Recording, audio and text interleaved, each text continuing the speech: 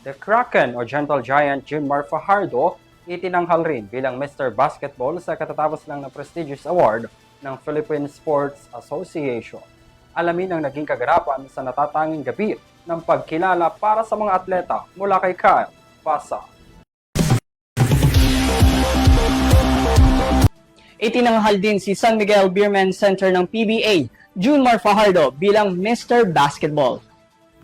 Ramdam sa buong Pilipinas hindi lamang ang skills na ipinapamalas ng basketballista, pati na rin ang impluensya niya sa loob at labas ng court.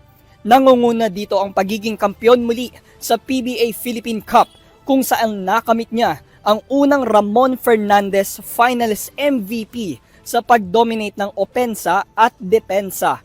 Ating nakapanayam si Abay kung paano siya nagiging consistent sa ganitong klase na dekalidad sa basketball. Walang iniisip sa sarili ko na wala pa akong napapatunayan. So yun yung reason na nagiging hungry ako every game, so every conference.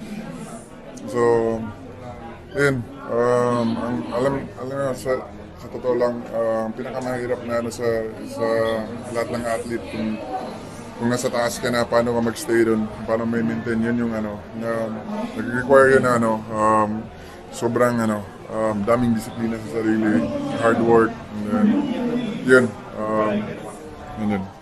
Dagdag niya na nasasabik siya para sa paparating na PBA Commissioner's Cup at sinisigurado niyang magiging maganda ito.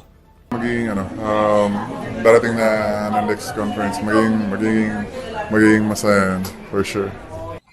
Abangan ang mga susunod na balitang sports. Dito lamang yan sa Euro TV News. Ako muli si Kyle Basa